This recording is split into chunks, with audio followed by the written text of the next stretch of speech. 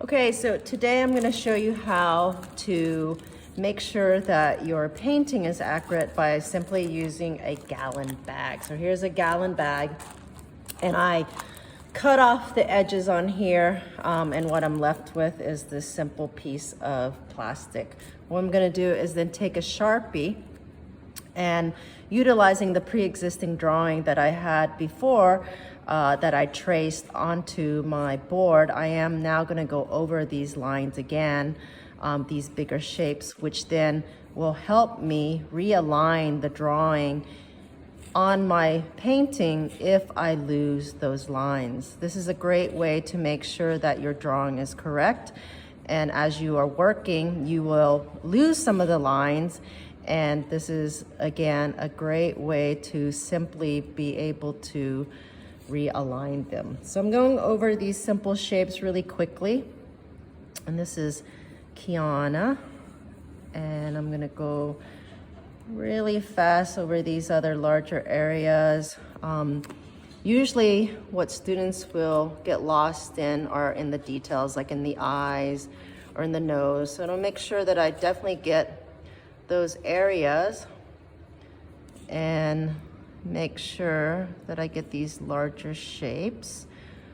So it's a very simple process, but very helpful tip. So I'm about to finish here, and then I'm gonna show you what we're gonna do with this afterwards. I'm gonna keep going here and here. And even if your painting is wet, you can simply still lay it on top of the wet painting. Just don't press hard on it. And then you can literally just go back and forth and take a brush and make sure that those shapes are correct again. So I'm almost finished here. And if there's an area that has tons of details, I definitely would make sure that you get those areas, so if you get lost, then at least you have a reference.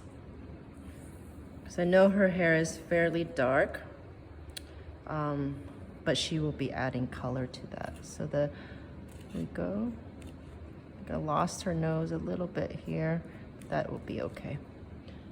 All right, so now what I've done is simply taped it onto her board, on Kiana's board, and you'll notice where those shapes are at and where she might be off. I could lift it up simply, and that will give me an idea if the painting is true to the image itself.